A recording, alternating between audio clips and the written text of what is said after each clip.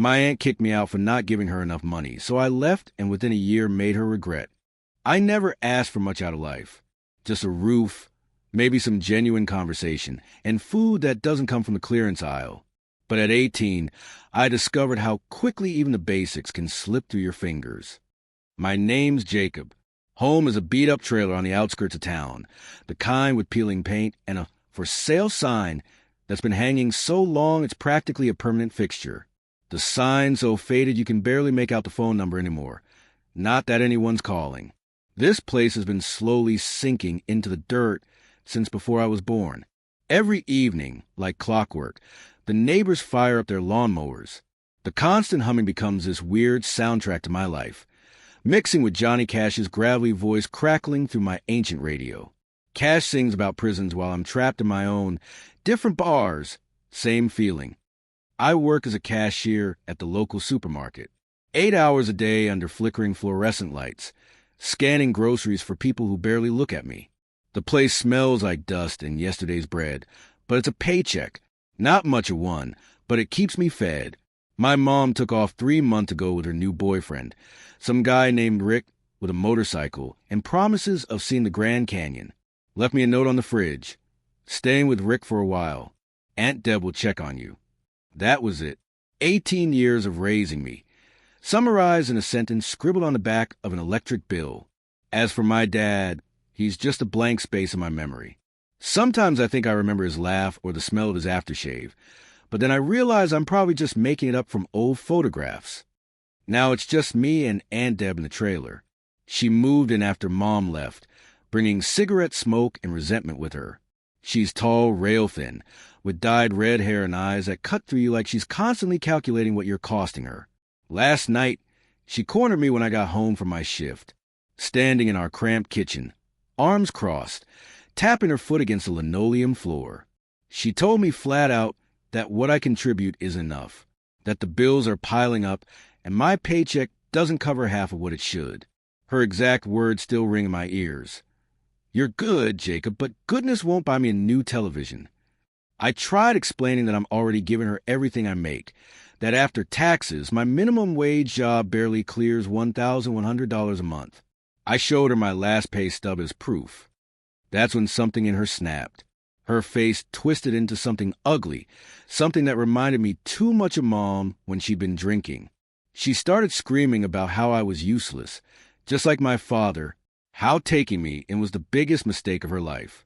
Before I could even defend myself, she stormed into my room, the closet-sized space where I keep the few things that are actually mine. She grabbed the shoebox from under my bed, the one with all the photos I have of my parents from when things were better. Pictures of birthdays, Christmas mornings, fishing trips. The only proof I have that we were once happy. I followed her outside as rain started coming down hard. Without hesitation, she tossed the entire box into the trash can by the curb. Photos scattered into the garbage, getting soaked by rainwater as they landed among coffee grounds and empty TV dinner trays. Her words cut deep in the cold rain, soaking through my uniform shirt. Get out! You're nobody's problem anymore. You're not needed, not by me, not by the world. The trailer door slammed behind her, leaving me standing in the downpour, staring at my memories dissolving in the rain. I fished out as many photos as I could, but most were already ruined, faces blurring into watercolor versions of themselves. My hands were shaking as I salvaged what little I could. With nowhere else to go, I walked 3 miles to the Starlight Motel, that run-down place by the interstate with the cracked neon sign, where only half the letters still light up. $29 a night for a room that smelled like cigarettes and broken dreams.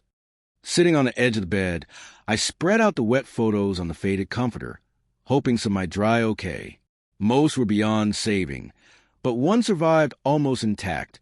A Polaroid of my grandmother standing in front of her small cafe, flour dusting her apron, a tray of cinnamon rolls cooling on the counter behind her. That photo was like finding water in a desert. Grandma Ruby was the only person who ever made me feel like I mattered. Before she passed when I was 9, I'd spend weekends at her cafe, watching her turn flour and sugar into magic while customers treated her like family. The memory of that place, the warmth, the smell of cinnamon, The way she remembered everyone's name suddenly felt like more than a memory. It felt like a blueprint. As Johnny Cash sang softly from the motel radio about walking the line, I made myself a promise, not a vague hope or a desperate wish, but an actual promise. I'll prove to myself and everyone else that I can rise from nothing. I looked around the dingy motel room, at my soaked clothes hanging over the shower rod, at the $153 on a nightstand next to the damp Polaroid. Just enough saved from my last paycheck to cover the motel and some food until next payday. But not much to build a future on. But something my grandmother once told me came floating back. Family isn't who breathes beside you. It's who doesn't throw your heart in the trash. That night, as trucks rumbled by on the interstate, I fell asleep with a strange mix of anger and determination burning in my chest. In my mind, I could almost smell those cinnamon rolls from my childhood. The sweetness, the warmth, the feeling of belonging. A crazy idea started taking shape in my dreams. What if I could create a place like my grandmother's cafe? A small corner of the world where people felt welcomed, where the coffee was hot, and the pastries made you close your eyes with that first bite. But reality has a way of crashing through dreams. I had exactly $3 to my name and a damp Polaroid with my grandmother's smile. Not exactly startup capital for a cafe. Still, as I drifted between sleep and wakefulness, that image wouldn't leave me. A little cafe with my name on the sign, cinnamon rolls in the display case, and people who came in strangers but left as friends. $153, one photograph, and an impossible dream. Barely enough to survive until my next paycheck. But something told me it might be just enough to get started. 1 week into my new life at the Starlight Motel, and I was learning the hard way that independence costs more than advertised.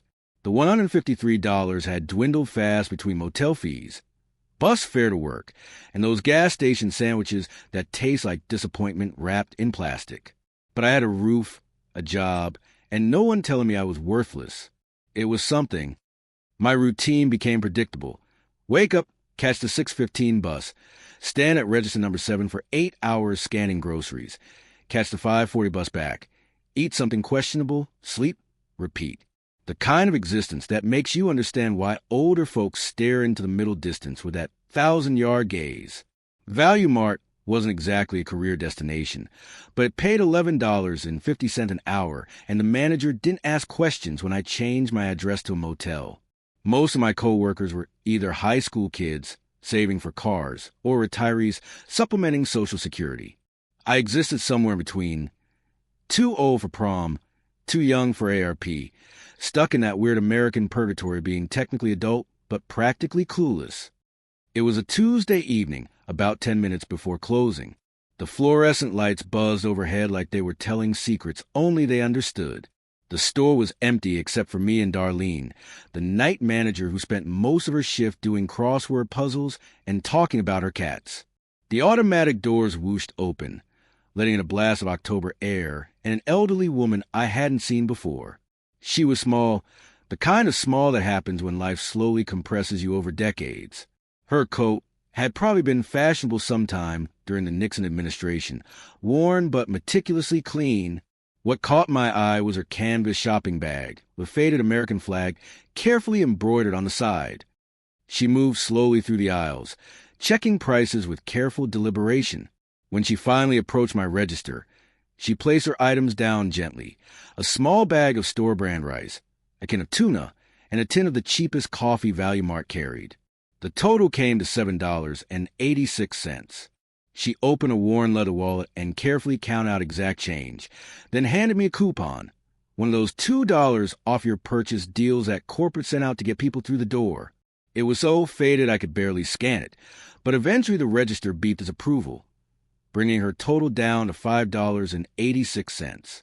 Her face fell as she recounted the money in her palm, $4.87, 89 cents short.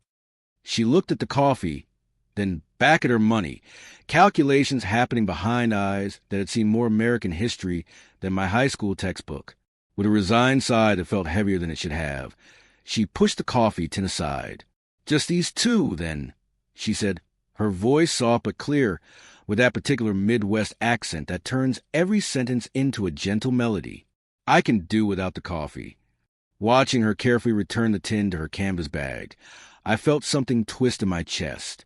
For the past 2 weeks, I've been so wrapped up in my own drama. Poor Jacob, kicked out, abandoned, misunderstood. But here was someone who couldn't spare a dollar for coffee, yet didn't complain or make a scene. Just quiet dignity and a soft, I can do without. Without really thinking, I reached into my pocket and pulled out a crumpled dollar bill, part of my bus fare for tomorrow. I'd have to walk an extra mile, but my legs worked fine.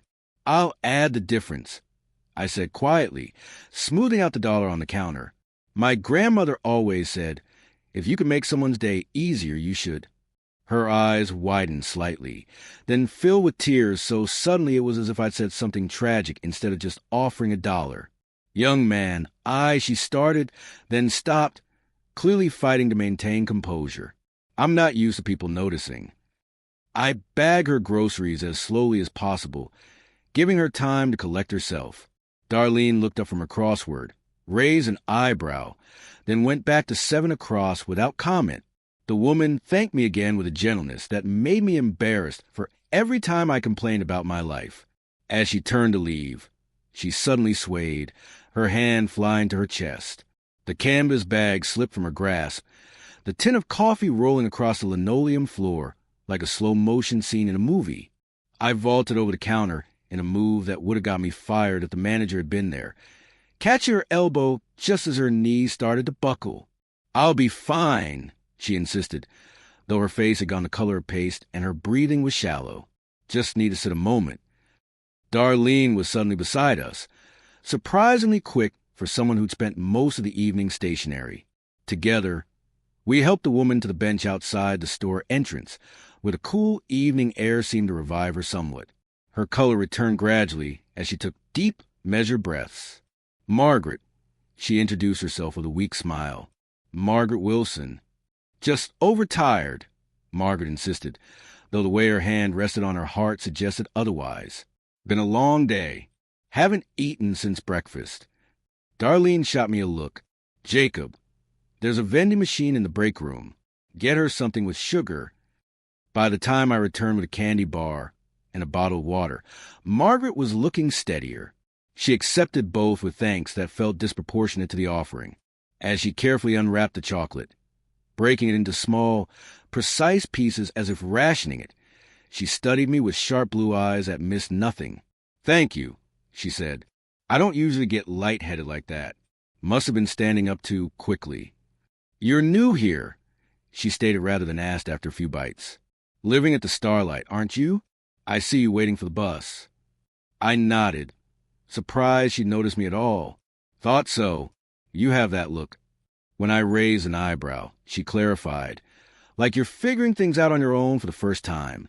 I remember that look. Had it myself once. As Darlene returned to her crossword inside, Margaret began talking. Slowly at first, then with increasing animation as the sugar hit her system. Her voice had that quality older folks sometimes get when they've been quiet too long, like they're remembering how conversation works. She'd been born in this town, left for a while, then returned with her husband in the early 60s when he came back from Korea. They'd opened a small cafe on Cherry Street, the kind with chrome counter, vinyl booths, and a genuine Wurlitzer jukebox that played Elvis and Buddy Holly. Rosie's, she said, with such tenderness you'd think she was naming a child. After my mother, we had the best milkshakes in 3 counties. Real ice cream, not that soft-serve nonsense. People would drive 30 miles just for our Sunday breakfast. For the next 20 minutes, I sat on that bench learning the history of Rosie's Cafe, how it became the unofficial community center of our small town, hosting everything from first dates to funeral gatherings. How Margaret's husband, Earl, knew every customer by name and would slip free coffee to truckers who looked tired. How their cherry pie recipe won blue ribbons at the county fair 3 years running. Then her voice changed, grew heavier, as she described Earl's cancer diagnosis in '98, how the medical bills piled up faster than autumn leaves, how she kept the cafe running alone after he passed, but the heart went out of place without him. The final blow came from her own children. Twin sons who lived on the West Coast with successful careers and strong opinions about their mother's financial choices. They wanted me to sell, she said, picking at a loose thread on her coat sleeve. Said I was being foolish, that the property was worth good money to developers. We had the worst fight of our lives. 10 years ago now, and we've barely spoken since. They send Christmas cards with pictures of grandchildren I've never met. She hadn't sold, but she couldn't keep it going either. For the past decade, Rosie's had stood empty, locked but maintained, a time capsule of vinyl and chrome gathering dust while Margaret lived on her meager Social Security in a small apartment across town. The funny thing is, she added with a sad smile, I don't even go inside anymore. Just drive by sometimes, make sure the roof isn't leaking. It's silly to hold on to it, I know, but it feels like the last piece of Earl I have left. As she spoke, something stirred in my memory, a faded for lease sign in a window downtown, large red letters spelling, Rosie's above the door. I'd passed it dozens of times without really seeing it, the way you stop noticing landmarks in your own town. Why are you telling me all this? I asked when she finally fell silent. It wasn't rude, just genuine confusion. We were strangers connected by nothing more than $1 and a moment of kindness. Margaret studied me for a long moment, her eyes suddenly sharp and assessing. Because you remind me of Earl, she said finally. Same kind of quiet decency. And because I'm getting old. And when you get old, you start to wonder what happens to things you loved after you're gone. She reached into her canvas bag and withdrew something that glinted in the fluorescent light. An old-fashioned key attached to a tarnished silver keychain shaped like a coffee cup. I want you to have this, she said, holding it out with fingers that trembled slightly. It's the key to Rosie's. I've been carrying it around for weeks now, looking for something. Maybe it was you. I stared at the key, not reaching for it, certain there must be some misunderstanding. Mrs. I realized I didn't even know her last name. Margaret will do just fine, she interrupted gently. Margaret, I can't take your cafe. That's crazy. I'm 18. I don't know the first thing about running a business. She laughed then, a genuine, warm sound that seemed to shed years from her face. I'm not giving you the deed, young man. Just the key. The place is still mine. But it needs someone with energy and vision to bring it back to life. Someone who understands that a good cafe isn't about fancy espresso machines. It's about making people feel like they belong somewhere. She pressed the key into my palm, closing my fingers around it with surprising strength. Take a look around. See if it speaks to you. If it doesn't, bring the key back and no harm done. But if it does... Her eyes brightened with something that looked suspiciously like hope. All I ask is that you don't turn it into something soulless, and that you don't sell it. It's my piece of youth, you understand? My last connection to the man I loved. I held the key like it might burn me, equal parts terrified and electrified by its weight in my hand. This had to be some kind of fevered dream brought on by too many microwave burritos and late shifts. Why me? I asked, still unable to process what was happening. You don't even know me. Margaret stood carefully, gathering her canvas bag and groceries. Her voice, when she answered, carried the certainty of someone who has lived long enough to trust their instincts. Because you gave your last $1 to a stranger for a can of coffee. In my experience, that tells me more about a person than a resume ever could. She turned to leave, then paused, adding over her shoulder, sometimes $1 isn't just paper. Sometimes it's a ticket to someone else's dream. Before she left, Margaret turned back to me. Meet me tomorrow morning at Rosie's. 8 o'clock sharp. I'll show you around the place, tell you everything you need to know. She smiled gently. No obligations. Just come see what you think. I watched her walk slowly toward the bus stop, her small figure gradually disappearing into the gathering darkness. The key felt impossibly heavy in my palm. Not physically, but with the weight of possibility. Later that night, I lay on my motel bed, holding the key up to the light filtering through the thin curtains. It was old, the kind they don't make anymore, solid brass with an ornate head and teeth worn smooth from decades of use. The coffee cup keychain had Rosie's, "We're everybody's family," engraved on the back in tiny letters. I turned it over and over, wondering if I was being handed an opportunity or a burden. What would I even do with an abandoned cafe? The sum total of my culinary expertise was microwaving ramen noodles without the soup exploding. But as I closed my eyes, images began forming in my mind. Sunlight streaming through freshly cleaned windows, the smell of coffee and cinnamon rolls, people talking and laughing at chrome-edged tables. And standing behind the counter, confident and proud, was me? The key rested on my chest as I drifted toward sleep, its weight both terrifying and comforting.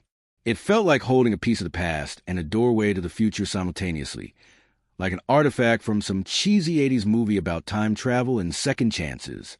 Oh, tarnished, but somehow full of possibility. A small metal promise that tomorrow might be different from today.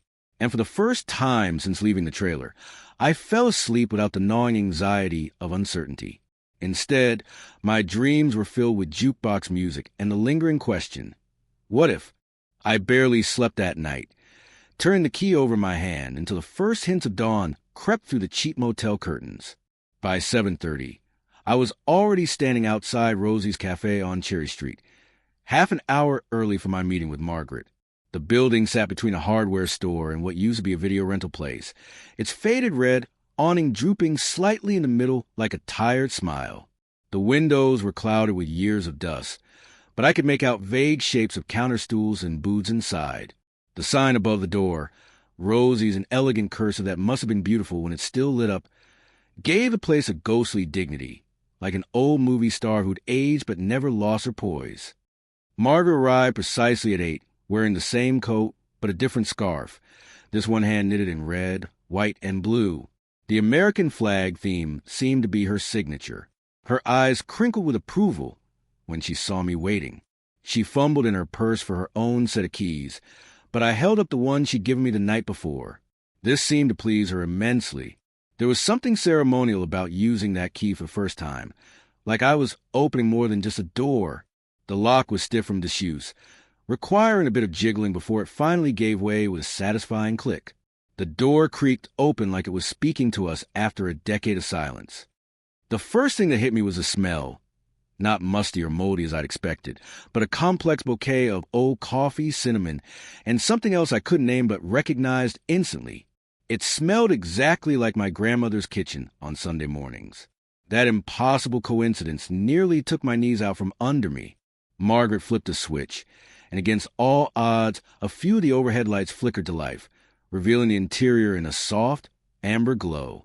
Time had frozen here sometime around 1975. Red vinyl booths lined one wall, their seats cracked in places but still intact. A long chrome counter ran along the opposite side, with round stools bolted to the floor at regular intervals. Behind it stood an ancient coffee machine and a glass display case that once held pies and pastries. Everything was covered in a thick layer of dust, but underneath, you could see the bones of something special. In the back corner stood the jukebox, a genuine Wurlitzer that gleamed even through the grime. Margaret approached it with reverence, running her fingers along its curved top. With a mischievous smile that took years off her face, she reached into her purse and pulled out a quarter. Before I could tell her it probably wouldn't work after all these years, she dropped the coin into the slot with practiced ease. There was a mechanical whirring. Then the unmistakable opening notes of Frank Sinatra's My Way crackled through speakers that had been silent for a decade. The music filled the empty cafe like water filling a dry riverbed, bringing life back to something that had been dormant but never truly dead. Margaret closed her eyes, swaying slightly to melody, lost in memories I could only imagine. I wandered around in a daze, taking in details that told the story of what this place had once been. Faded Coca-Cola posters from the 70s hung on the walls. Red and white checkered tablecloths, stained but still bright in patches, covered the tables. Behind the counter, a pegboard still held handwritten prices for items that sounded like they were from another planet. Egg cream, 75 cents. Blue plate special, $3.25. Coffee bottomless cup, 50 cents. It wasn't just a cafe. It was a time capsule. As Sinatra sang about facing the final curtain, I felt something wet on my cheeks and realized with embarrassment that I was crying, not sobbing, just silent tears tracking through the dust on my face. Something about this place reached past all my defenses and touched a part of me I didn't know was there. Margaret pretended not to notice, giving me the dignity of my unexpected emotion. She busied herself wiping dust from the counter with a handkerchief she pulled from her pocket. Eventually, she broke the silence. Her voice was soft but clear above the music as she told me that her husband had built most of the furniture himself, how he'd insisted on real maple for the counter and spent weeks getting the finish just right, how he'd drive 3 towns over to get the best beans of their coffee because he believed details mattered. The jukebox finished Sinatra and, without missing a beat, shifted to Elvis Presley's Can't Help Falling in Love. The mechanical arm selecting and placing the record was visible through the glass front, a beautiful dance of gears and precision. Margaret smiled gently at my obvious fascination with the place. She told me that her husband always said America was special because it was the only place where anyone could build their own little world if they had enough heart and hustle. She believed I could bring this place back to life. I should have told her she was crazy, that I was 18 with no money, no experience, and no business trying to revive a cafe that had been closed longer than I'd been alive. That this whole thing was a bizarre fever dream I'd stumbled into after being kicked out of the only home I'd ever known. Instead, I found myself asking practical questions about the plumbing, the electrical system, the equipment in the kitchen. Margaret answered everything with surprising detail. The place had been closed but not abandoned. She'd maintained the essentials, paid the minimal utilities to prevent freezing pipes, even had an exterminator come quarterly. It was as if she'd been preserving it, waiting for something or someone. We spent the morning going through every inch of the cafe, cataloging what needed to be replaced, what could be salvaged, what was still miraculously in working order. The vintage refrigerator hummed to life when plugged in. The ancient espresso machine looked like it belonged in a steampunk novel, but apparently just needed descaling. Even the griddle, after some coaxing and cleaning, heated evenly across its broad surface. My head was spinning with possibilities and problems in equal measure. The place had good bones, but bringing it back would require money I didn't have. When I mentioned this, Margaret just nodded and said we should discuss the business side of things. She led me to a booth in the corner, clearly her favorite, judging by how she automatically slid into one side, and pulled out a manila folder from her large purse. What happened next still feels like something from a movie. Margaret called her attorney from an actual flip phone, put him on speaker as she explained that she wanted to transfer the cafe to me. Not as a gift. She was clear about that, but as a long-term lease with an option to buy, with terms that made my head spin with their generosity. I would pay nothing for the first 6 months while I got the place up and running. After that, a modest monthly amount that was less than half what commercial rent would normally be. All equipment came with the space. She even had recipes, hundreds of them, handwritten on index cards and stored in metal boxes, the collective wisdom of decades in the kitchen. Her lawyer sounded concerned, asking repeatedly if she was sure about this arrangement. Margaret's response was simple. Earl would approve. By noon, I had signed papers I barely understood, becoming the official operator of the cafe I had no idea how to run. Margaret beamed like she just solved a particularly troubling problem. On paper, she was still the owner, but Rosie's was now my responsibility. As reality sank in, panic began to rise in my chest. What I just agreed to. I had about $73 to my name. No credit, no collateral.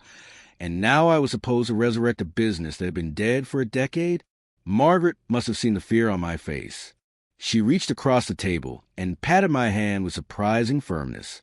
She reminded me that every great American success story started with someone crazy enough to try something impossible. Then she handed me one last thing, a small leather-bound book that turned out to be a business account at First National with $5,000 earmarked for Rosie's renovation. When I protested, she simply said it was the money she'd been saving to fix the place up herself. But her needs weren't what they used to be. Better it should go to someone with youth and energy. We parted ways around 1 o'clock, with Margaret heading home for her afternoon rest and me standing alone in a cafe that was somehow now mine to revive. The silence after she left was profound. Just me, dust motes dancing in the sunlight streaming through dirty windows, and the ghosts of countless conversations that had happened in these booths. I walked slowly around the space again, trying to see not what it was, but what it could be. In my mind's eye, I started clearing away the dust, replacing cracked vinyl, polishing the chrome until it gleamed. I imagined the smell of fresh coffee and baking pastries, the sound of conversations and laughter, the clink of forks against plates. For the first time since being thrown out of the trailer, I felt something like purpose taking root inside me. That evening, back in my motel room, I made what might have been the craziest decision yet in a day full of them.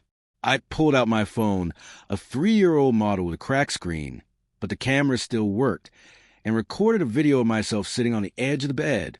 I talked simply and directly about being kicked out, about meeting Margaret, about the cafe frozen in time. I showed the key, explaining how a random act of kindness had somehow led to this impossible opportunity. I panned around my sad motel room, then showed glimpses of the cafe I'd captured earlier. The contrast was stark. My current nowhere existence versus this place that felt like it had been waiting for someone to bring it back to life. I ended by asking a simple question. Should I try to save this place? With shaking hands, I uploaded it to TikTok with the caption, "Homeless at 18, just got offered a time capsule diner. Worth saving." I had maybe 40 followers, mostly from high school. I expected nothing. I woke the next morning to my phone vibrating itself off the nightstand. Bleary-eyed and confused, I grabbed it to find thousands of notifications flooding in. The video had exploded overnight, racking up over 10,000 likes and climbing. The comments section was chaos. "This is the most American thing ever. Small-town diner comeback story. That jukebox alone is worth saving. I'd drive hours for a real 60s diner experience. My grandparents had their first date in a place just like this. Gen Z saving boomer treasures is the crossover we needed. Most surprisingly, people were asking how they could help. Some offered skills, a retired electrician, a plumber looking for side work, a graphic designer willing to create a logo and menus. Others wanted to know if there was a way to donate money. One comment caught my eye. "Set up a crowdfunding page. I'll donate $50 right now to see those vinyl booths shine again."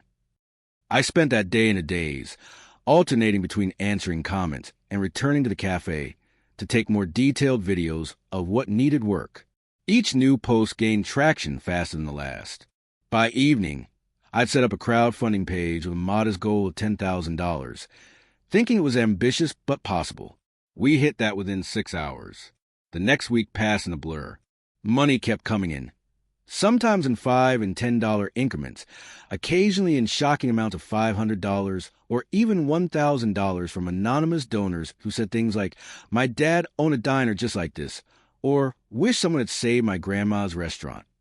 I documented everything on TikTok, treating my rapidly growing audience as investors who deserve complete transparency. Each small victory became content. Finding a specialist who could repair the jukebox, discovering that the original waffle iron still worked, uncovering a stash of pristine paper menus from 1968 in a storage closet. The most popular video by far was the one where I got the jukebox fully functioning. I filmed myself sliding a quarter into the slot, the mechanical arm selecting a record, and the needle dropping. When Elvis Presley's voice filled the cafe singing Jailhouse Rock, the comments exploded. People loved seeing the authentic 45 spinning, the colored lights glowing again. That video alone brought in another $3,000 in donations. Margaret became an unexpected social media star. Her encyclopedic knowledge of the cafe's history and her no-nonsense delivery made her segments the ones people quoted most. When she demonstrated how to make their famous blue plate special meatloaf in the newly restored kitchen, wearing an apron that said "Kiss the Cook" in faded letters, the internet collectively adopted her as their honorary grandmother. With each passing day, the transformation became more visible. New red vinyl recovered the booth seats. The chrome counters gleamed under fresh lighting. The checkered floor emerged from beneath years of grime, black and white squares playing checkers across the space. 3 weeks in, a reporter from the local paper came by, fascinated by the story of an unemployed teenager and an elderly woman bringing a piece of local history back to life. The article caught the attention of a regional TV station, who sent a crew for a segment on their evening news. Suddenly, Rosie's wasn't just an internet curiosity. It was becoming a local point of pride. People drove by slowly, watching the progress through windows that grew clearer by the day. Some stopped to share memories of birthdays celebrated there decades ago, or first dates at that corner booth, or Saturday morning breakfasts after Little League games. Each story added another layer to my understanding of what this place had meant to the community. It wasn't just a cafe. It was where life had happened for generations of local families. Each booth had witnessed first kisses, marriage proposals, retirement celebrations, homework sessions, and countless everyday moments that added up to a community's shared history. Margaret told me that walls remember music and laughter, while people only remember what they choose to. I didn't fully understand what she meant until I started spending nights in the cafe, sometimes working until dawn, surrounded by the quiet energy of the place. In those silent hours, I swear I could feel the memories soaked into the walls. Not in some ghostly way, but in the sense that joy and connection leave a residue that never fully fades. The booths where families had shared countless meals, the counter where regulars had perched every morning for their coffee, the corner where the Christmas tree had stood for 40 years. They all held echoes of what this place had been. And beneath the layers of dust and neglect was something rare and valuable: authenticity. Nothing in Rosie's was faux vintage or artificially distressed. Everything was genuinely from another era, with the honest wear of real use and the patina that only time can create. As the physical restoration progressed, I became increasingly focused on what made Rosie special beyond its appearance. Margaret's recipe boxes became my nighttime study material. I learned about putting a pinch of salt in coffee grounds to cut bitterness, about the secret to their famous pancakes, letting the batter rest overnight, about how Earl had insisted on hand-cutting their hash browns rather than using the frozen stuff. These weren't just recipes. They were philosophy about food and hospitality. Quality ingredients, prepared with care, served with genuine warmth. No cutting corners, no microwaves, no pre-made shortcuts. In my final video before our grand reopening, I stood behind the fully restored counter, everything gleaming and ready behind me. I gained over 100,000 followers by then, people who had traveled this journey with me through their screens. Looking directly into the camera, I made a promise. I'm restoring Rosie's not for the money, but to bring back the kindness that lived here. This place will be about more than good food. It'll be about making people feel they belong somewhere.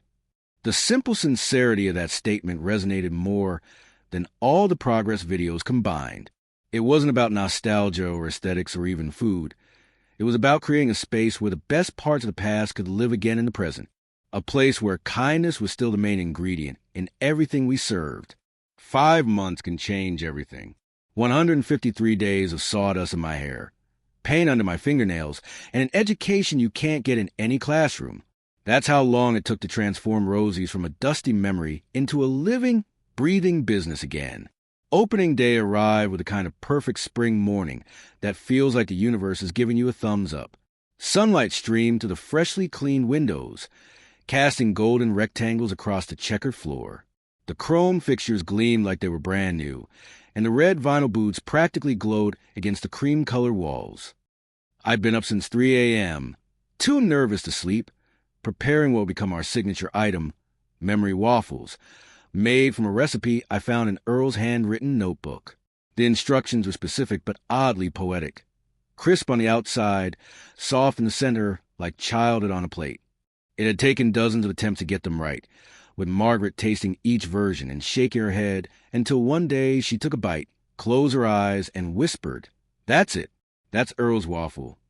The secret turned out to be separating the eggs, whipping the whites until they formed stiff peaks, then gently folding them back into the batter.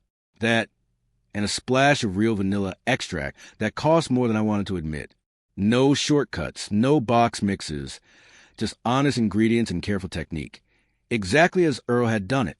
As the clock ticked toward our 7 a.m. opening, Margaret arrived wearing a vintage dress she'd saved for special occasions and a smile that made her look decades younger. She carried a small box containing the original bell that had hung on Rosie's door since 1963. The installation of that bell, was our final act of preparation. Margaret held it reverently while I secured it above the door, its brass surface polished to a warm glow. When I finished, she reached up and gave a gentle tap, sending a clear, bright note to the cafe that seemed to say, "Wake up. It's time to begin again." At precisely 7 a.m., I unlocked the door and flipped the sign from closed to open for the first time in over a decade. The butterflies in my stomach felt more like eagles at this point, but there was no turning back now. I'd expected a slow start. Maybe a trickle of curious locals wanted to see what all the online fuss was about.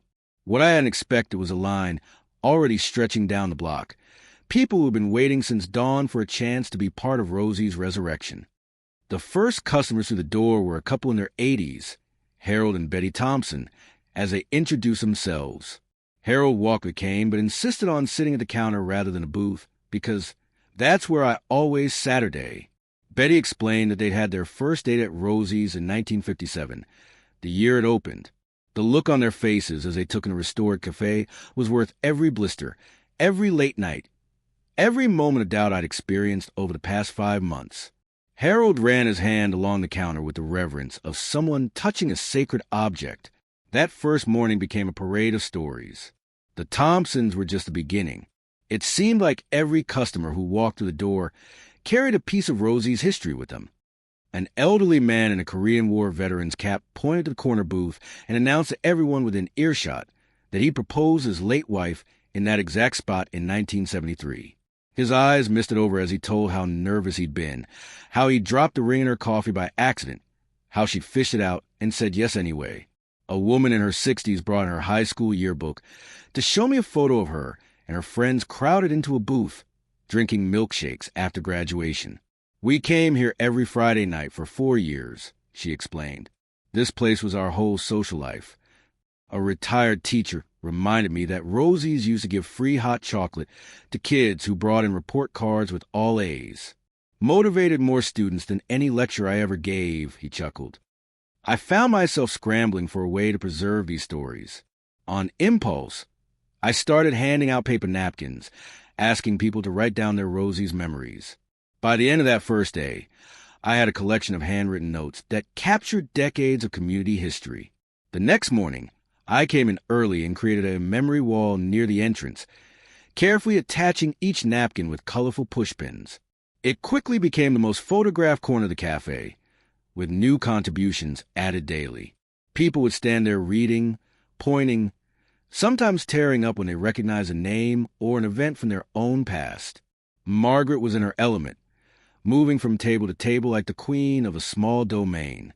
She remembered regular customers from years ago, asking about children who were now adults with children of their own. For many of the older patrons, seeing her again was as meaningful as seeing the cafe restored.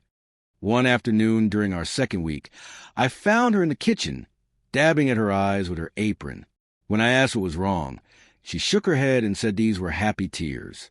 Seeing the cafe full of life again was like having a piece of Earl returned to her. She told me it was the best memorial she could have given him. Not a stone in a cemetery, but a living, breathing place where his spirit remained in every detail, from the waffle recipe to the way the morning light hit the counter at precisely 8:17 a.m. Margaret became more than just a former owner. She was a keeper of Rosie's traditions, teaching me the recipes that had made the cafe famous in its heyday.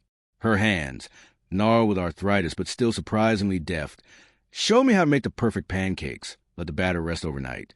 The legendary apple pie, slice the apples paper thin and layer them precisely. And the secret to their hash browns, squeeze every drop of moisture out before frying. These weren't just cooking lessons. They were the transmission of legacy, passed from one generation to the next. About a month after opening, Margaret asked me to meet her at the cafe after closing. She arrived with her attorney, a serious-looking man with wire-rimmed glasses who carried a leather portfolio stuffed with documents. My stomach dropped, assuming something had gone wrong. Perhaps she'd changed her mind about our arrangement. Instead, she slid a thick legal document across the table. The deed to the building and business, transferred fully into my name. When I protested that this wasn't our agreement, that I couldn't possibly accept such a gift, her response was characteristically direct. She feared that if something happened to her Her estranged sons would swoop in and sell the place to the highest bidder. This way, Rosie's future was secured. The only conditions: I could never sell the property for commercial development, and the cafe must remain Rosie's in perpetuity. I signed the papers with hands that trembled slightly, the weight of the responsibility settling on my shoulders like a mantle I wasn't sure I was ready to wear. 6 weeks into our reopening, something unexpected happened. A woman in designer sunglasses and a cashmere sweater came in alone during our mid-afternoon lull. Nothing about her screamed food blogger, but as she ate her memory waffle, I noticed her discreetly taking photos with a phone that cost more than my monthly revenue. Her name was Vanessa Miller, though I didn't know that yet. What I did know was that she ate with the focused attention of someone who tastes professionally. Small bites, thoughtful pauses, subtle nods. When she asked if she could see the kitchen, I gave her the tour, apologizing for how small and outdated everything was compared to modern restaurants. She smiled at that, saying vintage was exactly the point. Before leaving, she asked if she could take a picture of me behind the counter. I agreed, thinking nothing of it. 2 days later, my phone wouldn't stop buzzing. Vanessa, it turned out, was a food influencer with over 1 million followers across platforms. Her Instagram story about Rosie's had gone viral overnight. The photos, golden waffles with melting butter, the gleaming jukebox, me looking awkwardly proud behind the counter, were accompanied by a caption that caught fire.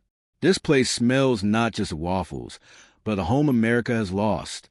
A teenage owner has created something we're all hungry for, not just food, but connection to a time when things made sense. Worth the 3-hour drive, worth any drive.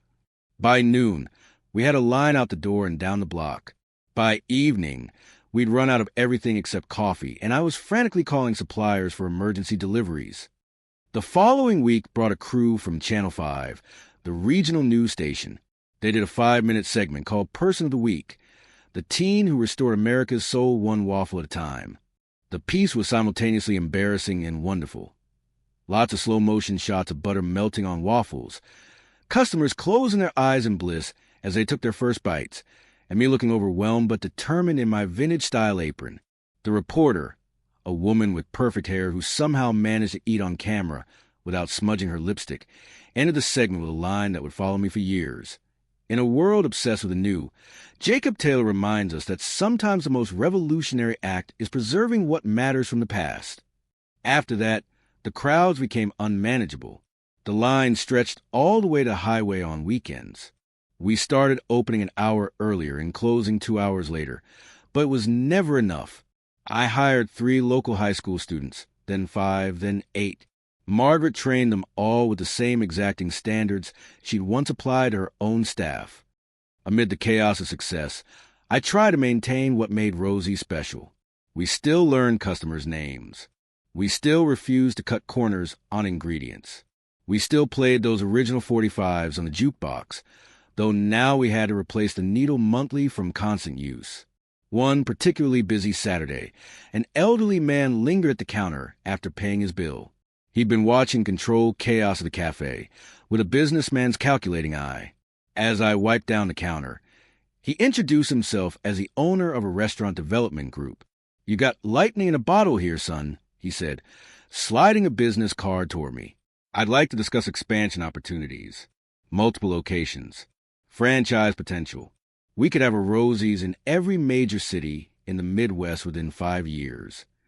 I must have looked startled because he quickly added that authenticity would be the selling point.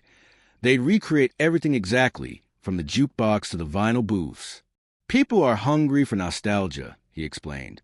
"You've proven the concept works. Now it's time to scale." The offer was serious. The numbers he mentioned casually, projected revenues, growth potential, my potential net worth, made my head spin. More money than I could have imagined 6 months ago, when I was sleeping in a motel room and counting quarters for the laundromat. That night after closing, I sat alone in the cafe, listening to the gentle tick of the vintage wall clock and turning the business card over my hands. The jukebox was silent, the grill cold. In the quiet, I could almost hear the echoes of laughter and conversation from the day's customers. I thought about what scaling would mean. Designers creating authentic-looking booths that have been artificially distressed to appear vintage. Corporate kitchens trying to recreate our waffles according to a standardized recipe. Employees trained to deliver a consistent nostalgic experience rather than forming genuine connections. The irony wasn't lost on me. I restored Rosie's because it offered something real in a world of cheap imitations. And now I was being asked to create cheap imitations of Rosie's. When a local reporter asked me the next day about rumors of expansion, I found myself half laughing. The waffles have already burned through my paycheck.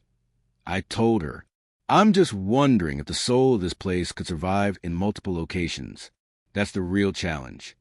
The quote ran in the Sunday paper, but it wasn't the rejection the businessman might have expected. That night, his business card sat on my table while I sketched ideas in a notebook. What if each Rosie's could be unique to its community? What if instead of carbon copies, there were variations on a theme, each with its own local stories and character? I called Margaret to discuss it.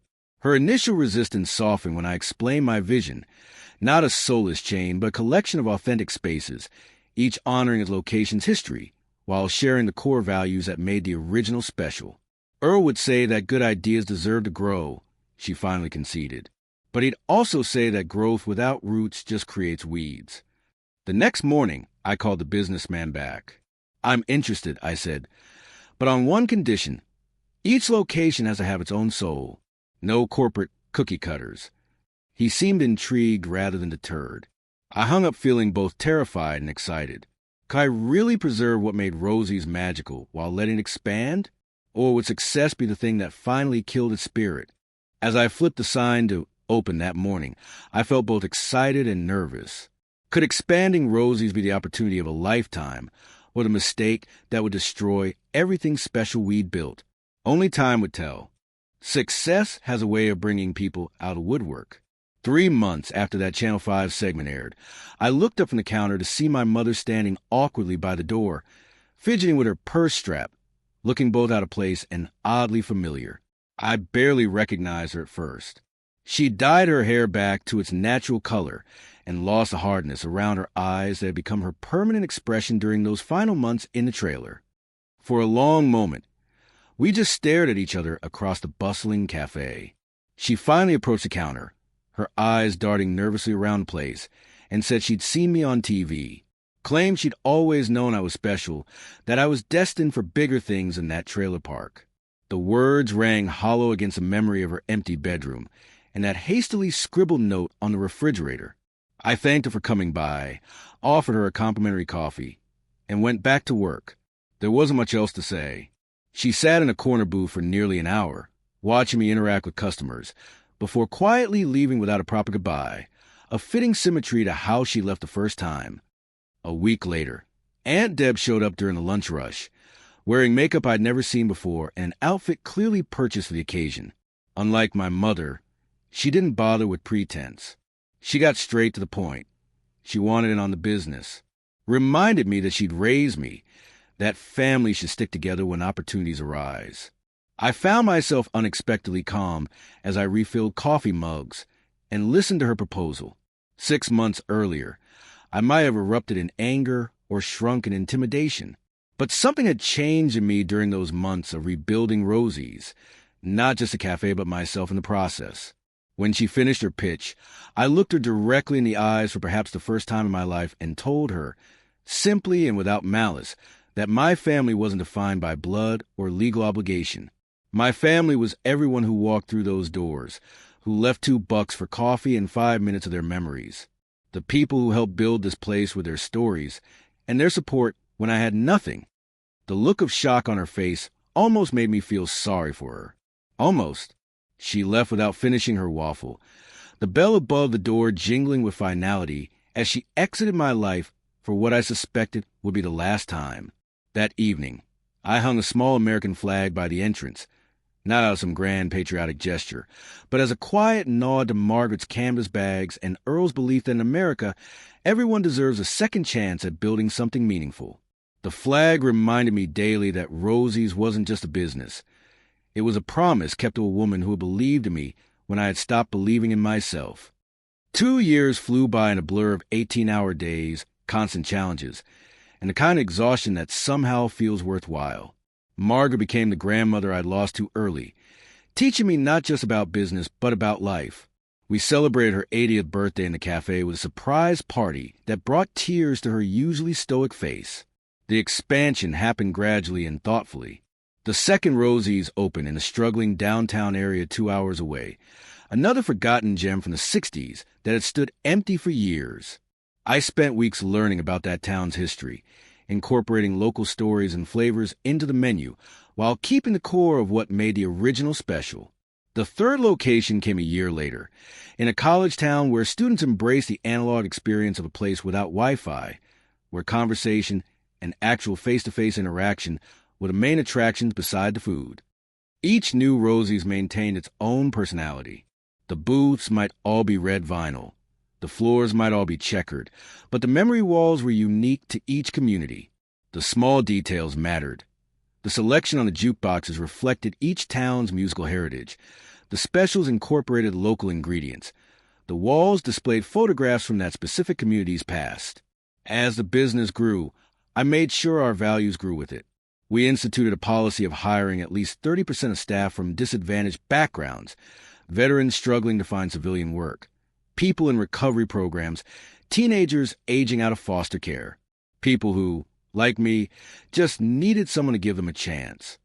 A portion of each month's profits went to local charities, homeless shelters, veterans organizations, programs for at-risk youth, not because it made for good PR, though it did, but because success feels empty if it's not shared. Margaret's philosophy of generosity became woven into Rosie's DNA as surely as Earl's waffle recipe. Financial security didn't change my daily routine much. I still opened the original Rosie's most mornings, still remembered regular customers' orders, still personally trained every new hire on the importance of authentic connections over quick transactions. Money was nice, but it wasn't the point. I'd learned early that wealth has little to do with dollars. 5 years after that rainy night when my aunt threw my photos in the trash, I found myself sitting in the original Rosie's after closing, listening to Buddy Holly on the jukebox, and taking stock of how completely my life had transformed. From homeless teenager to successful business owner. From unwanted burden to employer of dozens. From someone desperate for family to someone who had created a family of choice that expanded daily. On the wall by the entrance, written in chalk in Margaret's elegant handwriting, were the words, Memory Cafe, where every guest becomes family. Outside, cars rush by on their way to somewhere important. Inside, time slowed down just enough to remember what matters. People often ask if I'm proud of what I built. The question always feels slightly off target. Pride implies I did this alone, that Rosie's success belongs to me. The truth is more complicated and more beautiful. These cafes, aren't monuments to my vision or hard work. They're living testaments to the power of shared stories, second chances, and the simple truth that real wealth isn't measured in dollars, but in how many lives you've warmed with your presence. We all search for meaning in different ways. Some climb corporate ladders, some raise families, some create art that outlasts them. I found mine in an unexpected place, preserving a piece of America's soul one waffle at a time, creating spaces where strangers can become family over a cup of coffee and a shared moment of connection. And that, perhaps, is the most American success story of all, not the rags to riches tale, but the journey from isolation to community, from being forgotten to creating something unforgettable. The trailer park kid with nowhere to go build a place where everyone belongs, and in doing so, finally found home,